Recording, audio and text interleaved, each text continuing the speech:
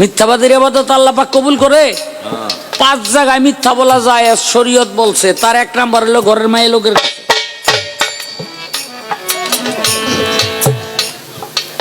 আইসেন না, আমি যা কই হাদিসের কথা। ঘরের মায়ের লোকের কাছে, কারণ এগুলি যে মিথ্যা মাত্রা কইয়াই ঠিকঠাক মতো বুঝে রাখতো।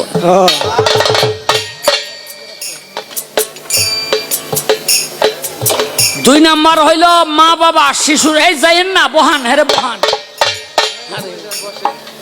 2 নাম্বার হইল শিশু সন্তানের কাছে মা বাবা মিথ্যা বলতে পারবে সান্ত্বনা দেওয়ার জন্য।